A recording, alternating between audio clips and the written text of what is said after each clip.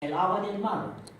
Solamente puede dividir muchas veces por las islas que se colocan en una línea. Y estas líneas de las islas, el mar divide el mar en dos partes. Mire. Sí. Esta información dice que esta ruta, creo que los aztecas, los ancestros suyos, cruzaron el mar por esta ruta. Después de saber esta información, empecé a buscar las evidencias de que los ancestros coreanos pasaron por esta ruta. Hay muchas pruebas dejadas por los coreanos, ancestros coreanos. Las pruebas serían muy importantes para ustedes también, porque los ancestros suyos pasaron por estas rutas. Deberían investigar estas zonas para saber su historia, su propia historia. Bien, pero yo no puedo enumerar las pruebas por la falta de tiempo, ¿no? Ya. Ahora vamos a pasar las lenguas. Miren, hay muchas palabras. Muchas palabras en las lenguas náhuatles. Mire, aquí se escribe así. Esta diosa se llamaba Zapotlanetzin porque se decía que había nacido en el pueblo Zapotla, porque fue la primera que inventó la resina que se conoce con el nombre obsidio. Mire, un pueblo se llamó Zapotlanetzin. Esta diosa, una señora diosa, se llamó Zapotlanetzin porque se decía que había nacido en el pueblo Zapotla. Mira. Entonces, ¿qué quiere decir pena? Mire, ¿qué nació? Siguiendo, ¿qué nació? Pena es teonar en coreano. Es coreano. Pero este sonido, T-O-O, este sonido no puede expresar con los alfabetos españoles.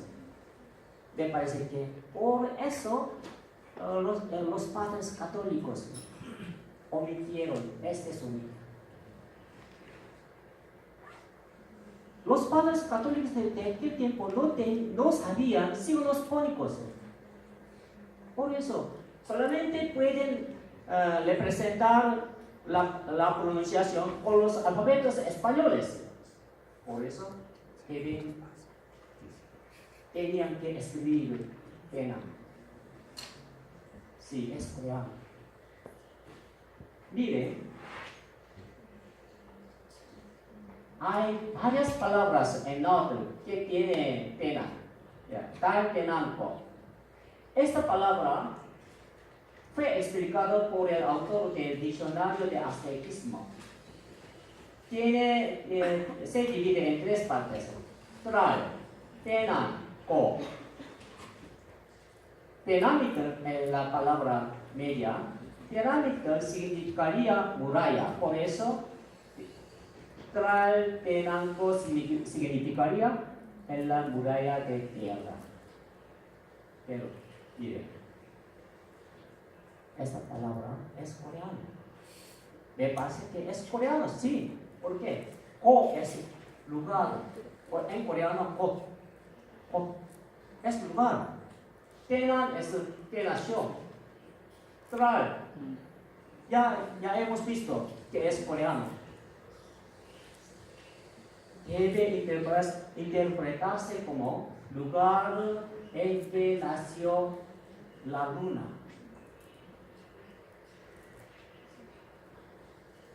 Tal, es decir, tal tiene dos significados. Uno es luna, el otro es tierra.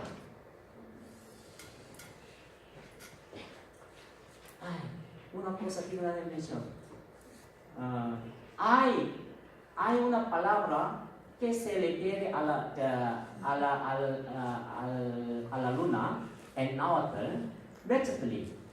¿Lo sabes, no? Metztli. Me parece que esta palabra fue creada después de la conquista, mezclando la palabra española, mes, y la terminación de los indígenas mexicanos. Metztli es la palabra creada de esta manera, creo.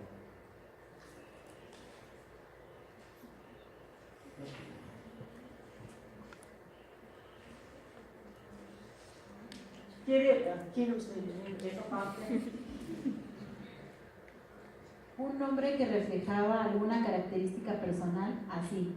Si era bajo, se le conocía como Tza o el bajo. Mire, si es bajo, le llamaron Tza. Tza. En coreano, Tza. Es muy similar, ¿no? Hoy en día decimos Tza. Es finalizador del verbo definitivo. No tiene ningún significado, pero no fue usada así no fue usado hasta el siglo XIX. Nuestros ancestros decían solamente Tza para expresar bajo.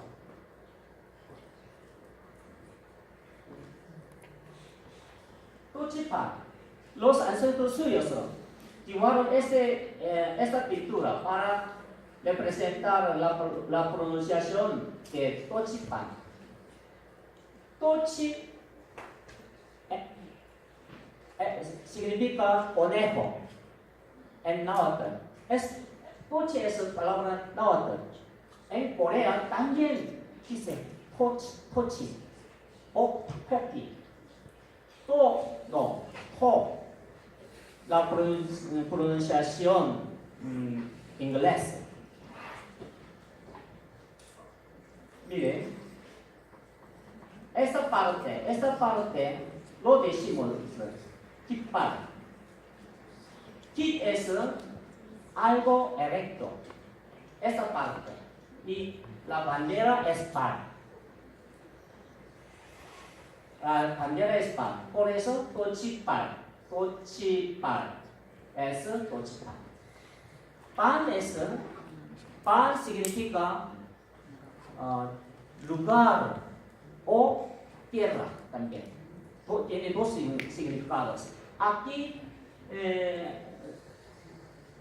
se ha interpretado como encima de algo así, pero me parece que esta es la palabra coreana también. Bien, cada en México, tla, pero en Estados Unidos, cada se usa así. Significa quemarse. Sí, en coreano, cada. Igual, no hay ninguna diferencia. Tepe, en Corea, tepe. Significa montaña en coreano.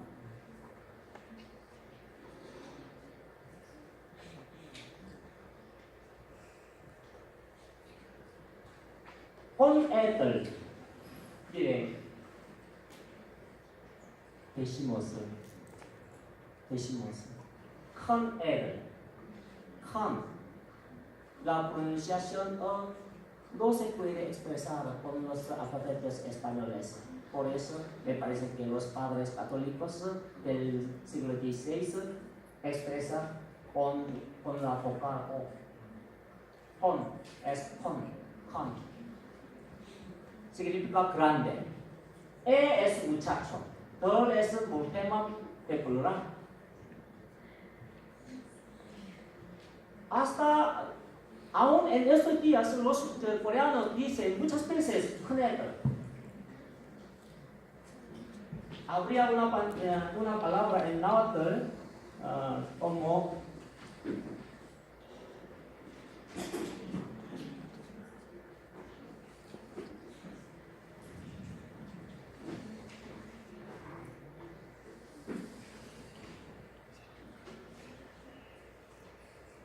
existiría Juan Pepe.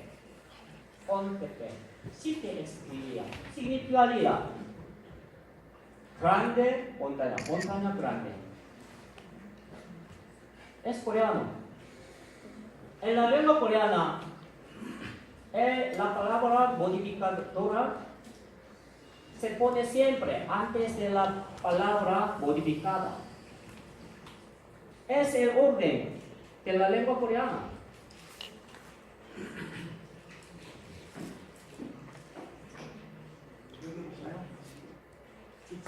Mire, una nota. La T de la lengua náhuatl tiene tres significados, tres sonidos. T español, T inglés y un sonido más suave como T. T igualmente. T español, T inglés, un sonido más suave que. Mire, un ejemplo.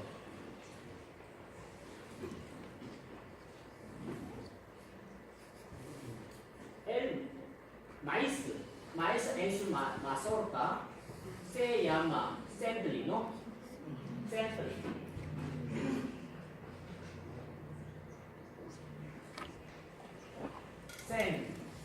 Este sonido, no. Esto, 털 es coreano, que significa pelos. Sen significa fuerte. Sentry significa pelos fuertes.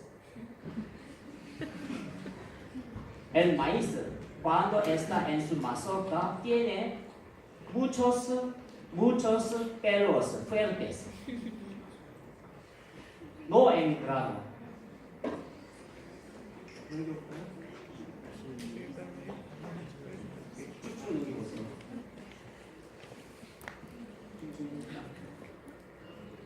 문장이 나오더라. Vamos a pasar.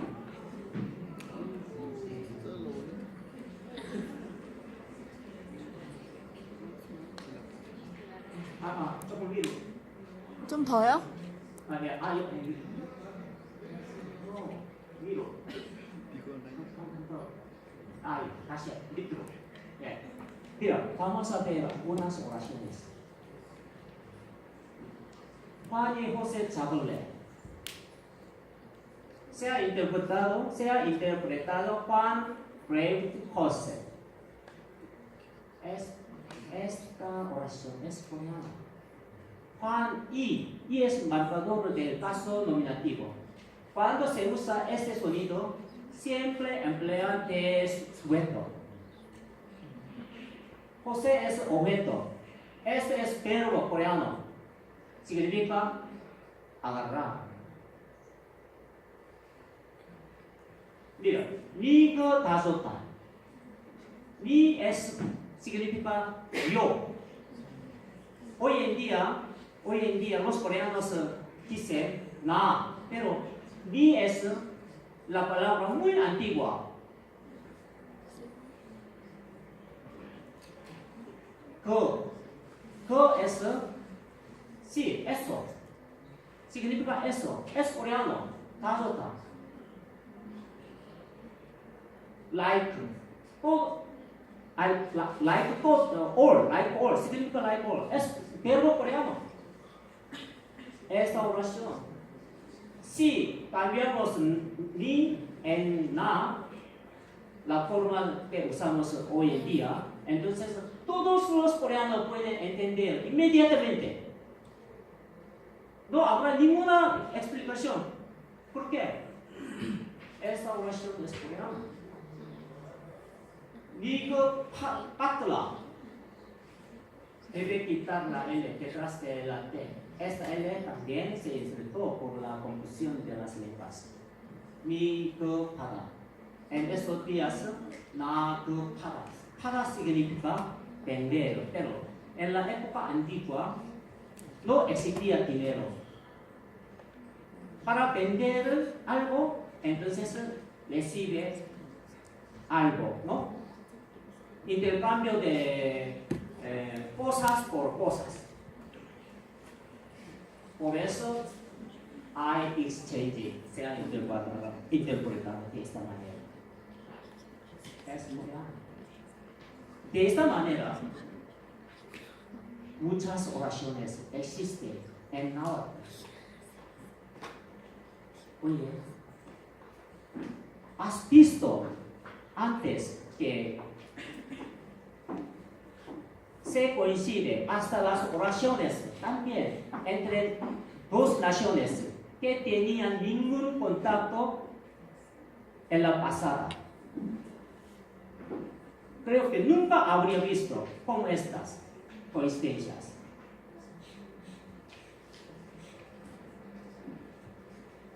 Bien. En conclusión, creo que sería necesario la investigación colaborativa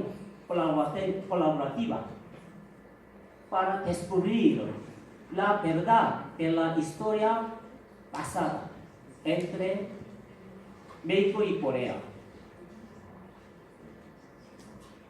Es necesario su estudio.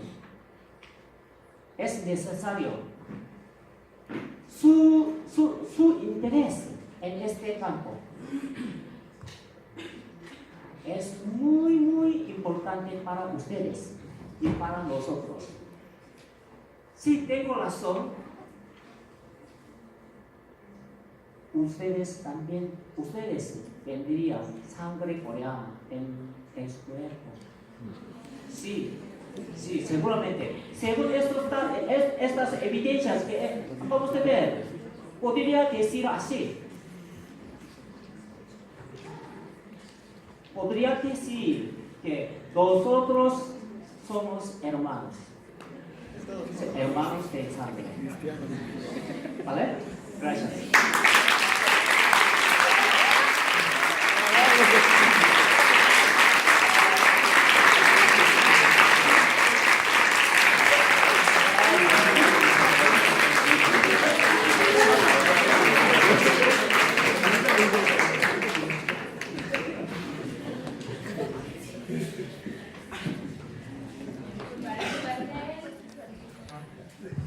¿Sí me escuchan? Sí. Bueno, agradecemos la magnífica exposición que nos acaba de presentar el doctor Funderson. Sin duda, es cierto, tenemos creo que ahora retomar estas líneas de investigación. Sobre todo me parece que en México no las hemos, bueno, yo la verdad desconocía que pudieran existir este tipo de conexiones, son sorprendentes.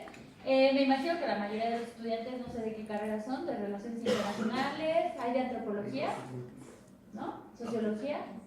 Todos son de relaciones internacionales o afines, ciencia política, sociología, comunicación, excelente. Bueno, pues para nuestros compañeros de antropología, sociología, que ellos creo que tienen más el expertise en estos temas, pudiera ser una beta de investigación, considero, o alguien de los compañeros se pudiera animar. Ahora, debido por cuestiones de tiempo, doctor, lamentablemente tendremos que acortar la presentación. No sé si, Sergio, la idea era pasarles la batuta a ustedes para que hubiera una sesión de preguntas y respuestas. No sé qué quieres que hagamos la sesión. ¿Sí? Entonces, pensamos en quizás 2 preguntas, porque ya está el otro evento allá afuera. Entonces, 2, 3 preguntas, brevemente. Y igualmente, no sé si el doctor estaría abierto a que los compañeros nos presenten sus preguntas y nosotros se les haríamos llegar por correo electrónico, también pudiera ser. Pero ahorita, ¿quién quiere o quién le causó? Todo quedó clarísimo. Bueno, sí, sin duda quedó claro, pero no puede ser que... ¿Qué inquietudes les generó la exposición del doctor? ¿Sí?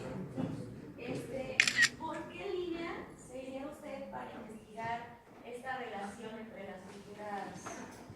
Ya. Es que hace 10 años yo estaba en la Universidad de Arizona como profesor visitante.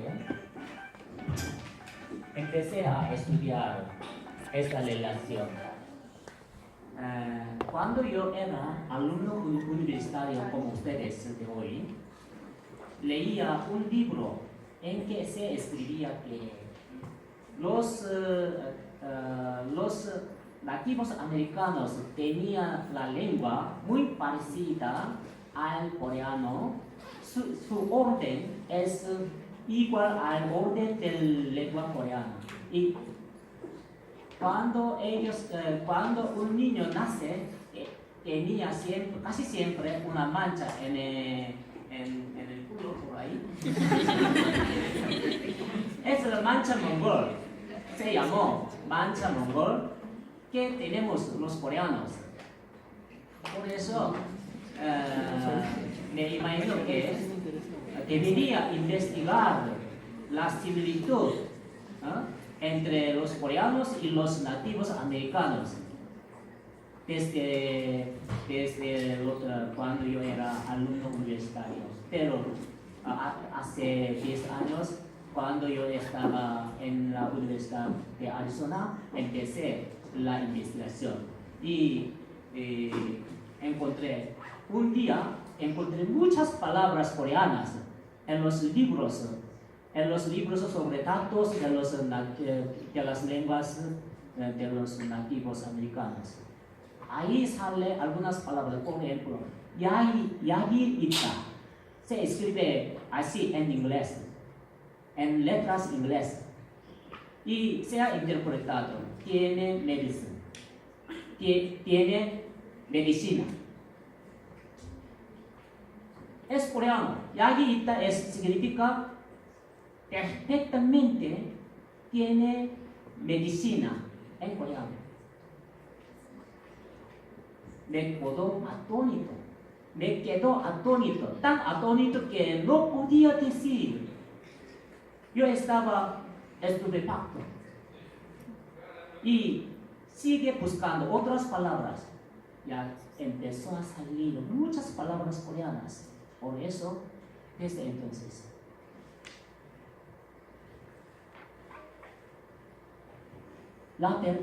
el hecho de que salió tantas palabras coreanas en este libro, entonces habría costumbre tradicional de los coreanos en América.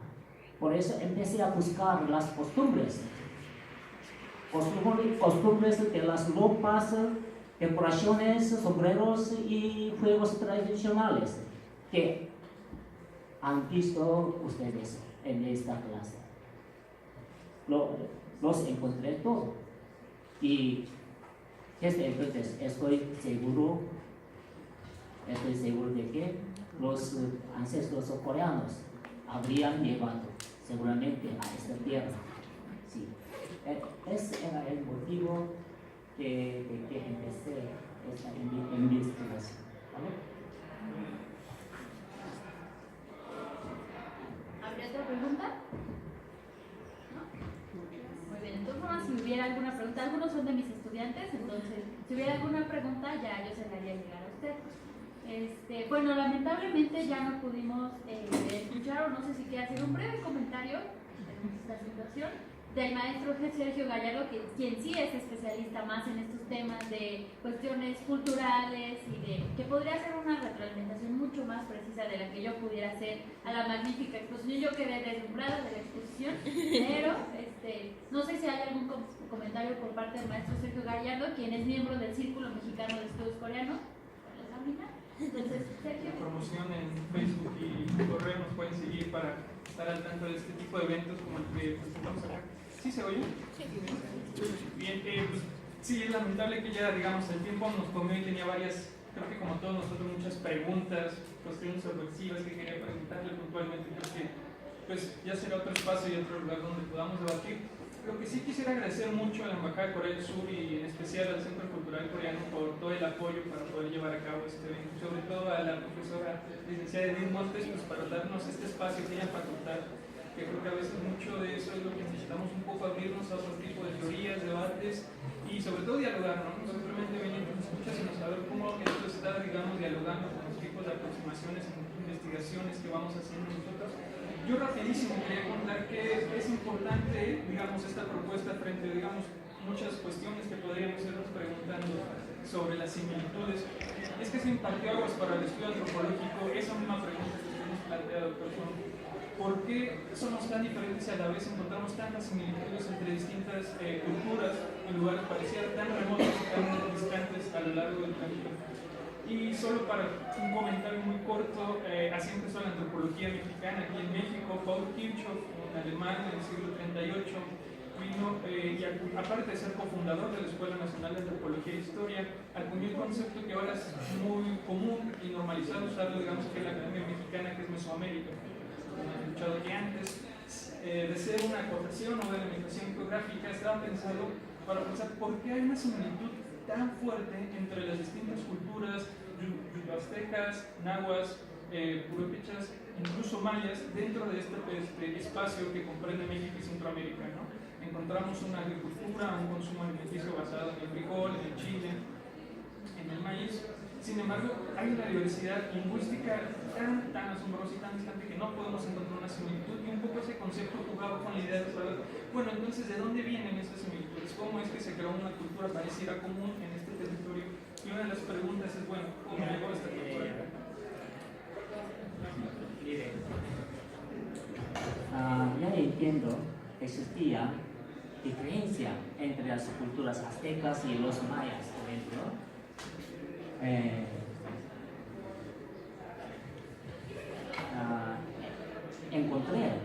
Encontré las huellas de mongoles en las culturas mayas también. Actualmente hay muchas huellas dejadas por los coreanos, pero también encontré las huellas de los mongoles.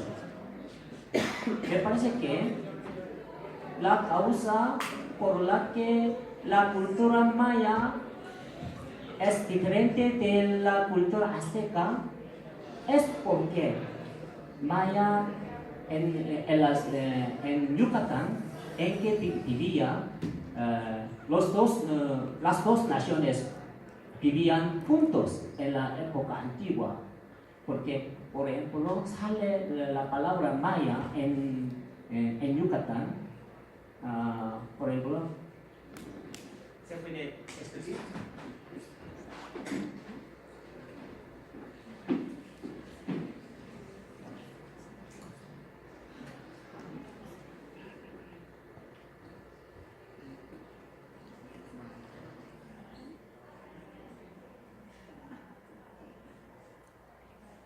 Icparanquese es el nombre del dios del viento de los mayas.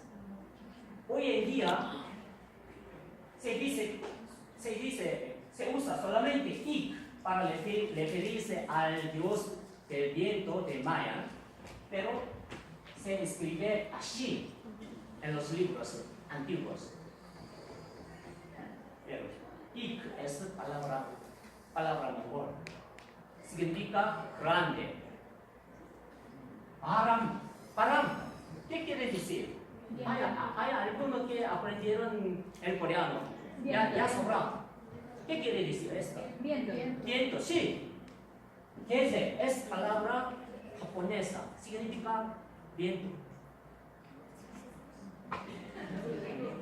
3 lenguas coexistían en el nombre del dios de viento de los mayas. ¿Qué quiere decir esto? Me parece que quiere decir que en maya vivían los coreanos, los mongoles y no sé, un poco de japoneses, porque la palabra japonesa no sale tanto. Encontré solamente 3 palabras nada más, pero la palabra mongol se encuentra más que japonés. Por eso, Maya tiene una cultura mezclada de varias naciones, creo. Por eso, creo que salió la diferencia de las culturas, diferente de la cultura azteca o otras regiones. Y mire, por ejemplo, ¿cómo dijo la cultura de los habitantes del oeste de México? ¿Mesoamérica? No. Aridoamérica, ¿no? No, por ejemplo, los habitantes del estado del oeste de México. Purépecha, así. Por ejemplo, aquí en México, varios profesores dicen que la cultura de los purépechas es diferente de la cultura azteca, ¿no? Me parece que en la época antigua no tienen no tienen tantos intercambios entre los habitantes de las regiones lejos. Ellos, cada habitante tenían sus propias culturas. Es inevitable en la época antigua, sus propias palabras, serían dialectos o no, que todos tenían culturas diferentes, es inevitable. Me parece que eso es la causa por la que se distinguían las culturas dentro de México. Sí, aprovechando, te voy a pedir, Mariana, si me ayudas un poco con la presentación. Sí. Igual ya no lo voy a poder explicar ampliamente como tenía pensado, pero para ejemplificar un poco lo que nos dice el doctor Son, sí. Otra más. Varias, es un poco lo de las áreas culturales. Aquí, por favor. Una antes. Según el Instituto Nacional de Lingüística en México, digamos que este sería más o menos cómo se vería el panorama sobre las lenguas en nuestro país, ¿no? Que son, en lugar de ser ramificaciones, como lo había pensado en algún inicio Paul Kirchhoff, sería una idea más como de constelaciones. Creo que no se alcanza a ver bien la imagen, pero si gustas pasar a la siguiente. Donde hay una comunicación con ciertas lenguas, pero hay otras que están tan distantes y que no guardan ninguna relación, no solamente fonéticamente, en composición, en morfología, ni sintaxis, como, si quieres pasamos dos, lo es el purépecha. ¿Sigue, por favor? Creo que no se ve mucho, pero el purépecha, las lenguas de Baja California Sur, que tiene que ver con los cochimís y los pericús, y otras lenguas que no están dentro de la clasificación porque encontramos esa distinción que no guarda ni siquiera ningún punto de comparación, ¿no? Lo cual nos haría preguntarnos y poder debatir la idea de cómo es que llegaron este tipo de culturas, este tipo de préstamos lingüísticos que no guardan relación con una geografía común que sería Mesoamérica, ¿no? Por último, quisiera avanzar un poco más adelante, de que otra de las cuestiones que deberíamos también preguntarnos en este tipo de propuestas es lo que en lingüística se llama como cognados y los falsos cognados, ¿no? ¿Por qué de repente encontramos en culturas tan distintas palabras que se asemejan no solamente en la pronunciación, enunciación, sino también en el significado, ¿no? El cognado significa eso, es que hay un préstamo, hay un origen común etimológico, como lo podemos ver en la palabra noche, en Europa, en el español, inglés, francés, alemán, digamos que guarda esta similitud. Pero que en otro lado, que es lo que se llama el falso cognado, que suena similar, el significado puede ser exactamente el mismo o similar, pero sus orígenes lingüísticos son otros, como por ejemplo la palabra arigato, japonés, y obrigado en portugués, que se parecen y los dos significan gracias, pero cuando uno hace el descubrimiento, digamos, el hilo lingüístico, se encuentra que usa una etimología completamente distinta, ¿no? Y es lo que el fonólogo y lingüista Román Jacobson habla de cuando hablamos de las palabras mamá y papá. ¿Por qué mamá y papá en todo el mundo pareciera siempre de referirse a los padres estas fonemas, digamos, ¿no? Lo encontramos no solamente en las lenguas eslavas, babá es abuela, en el japonés antiguo, el yodai, naipoko, significa papa, no es papá sino madre. Es porque asociamos el balbuceo de la respuesta que da Jacobson de los bebés a una referencia a nosotros como padres, ¿no? Y entonces esto pareciera ser que entonces hay una comparecencia, una comunidad lingüística donde mamá y papá se comparten, pero cuando estudiamos las lenguas no tiene nada que ver, es simplemente la facilidad con la que estos sonidos pueden ser pronunciados por un bebé, por los sonidos nasales o por las polisoras ha, ra, ta.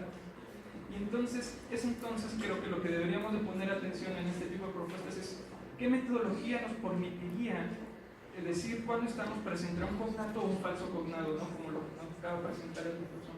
Yo básicamente eso quería presentar y sobre todo agradecer mucho al doctor por habernos presentado su propuesta y esperamos que sigamos debatiendo y compartiendo sus ideas. De todos modos, muchas gracias por un comentario tan largo.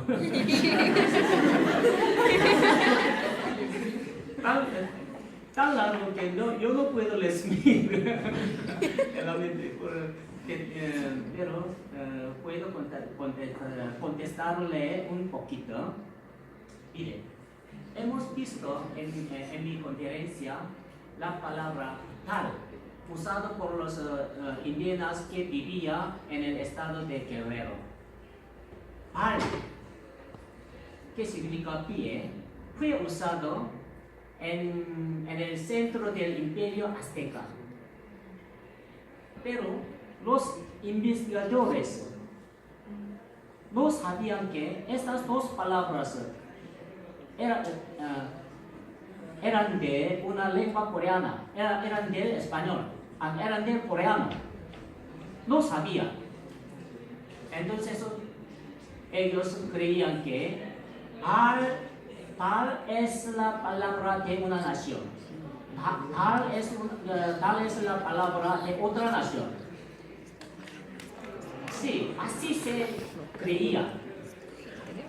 Y además, en cuanto a la pronunciación es muy diferente de vez en cuando entre los habitantes de diferentes regiones. Por ejemplo, el inglés, la pronunciación del inglés de Arizona es bastante diferente de la pronunciación de New York. Pero son ingleses. Para diferenciar, para distinguir, para decir que sean distintas lenguas, es muy necesario saber la lengua, saberla de un modo profundo. Pero me parece que los padres católicos del siglo XVI y XVII no entendían bien el habla de los indígenas mexicanos. Había muchas equivocaciones en la interpretación. Por eso, por ahorita yo no puedo decir o explicar sobre la causa la causa por la que se distinguen los hablas de los nativos mexicanos.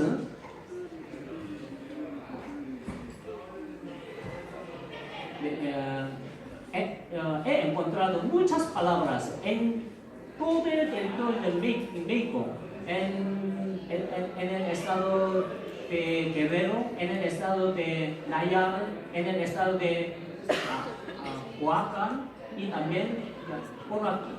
Entre las palabras usadas en las regiones por aquí, había muchas palabras coreanas usadas por los ancestros de ustedes, pero los padres católicos de los siglos pasados no entendían bien las palabras. Por eso, si ellos distinguen los dialectos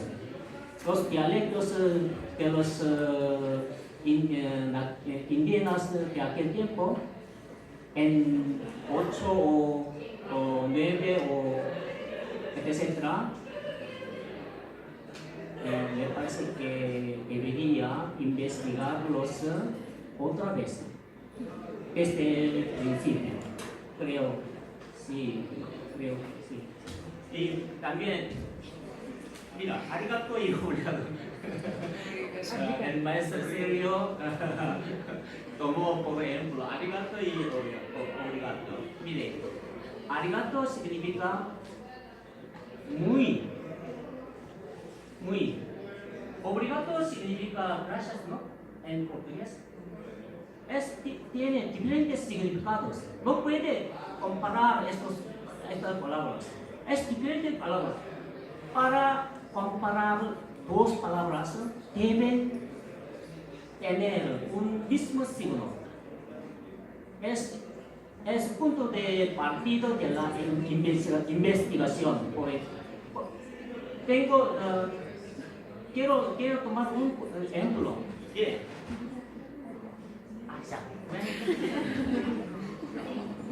Bueno, les agradezco a todos y sí, particularmente a la Embajada de Corea, al Centro Cultural Coreano que hicieron posible la visita del doctor. Lamentablemente por cuestiones de tiempo ya no vamos a poder seguir escuchando sus interesantes aportaciones, pero esperamos que él acepte regresar a la UNAM para platicarnos de sus avances, de sus investigaciones y a lo mejor alguien ya incursionó también en sus estudios. Agradecemos también al Centro de Estudios Internacionales, al Círculo Mexicano de Estudios Coreanos y pues bueno, con esto concluiríamos la clase magistral del doctor Sun Tae-sung.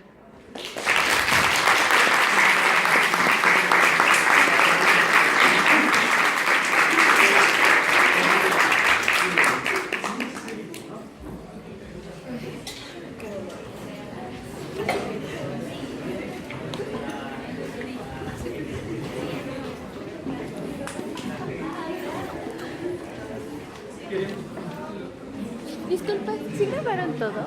Toda la presentación la grabaron igual que la de ayer. Es que en la página como que no se nota muy bien. Nuestra página de Facebook lo viste en vivo. Bueno, yo ayer estuve ahí en el centro, pero cuando estaba viendo los videos como que no se notaban mucho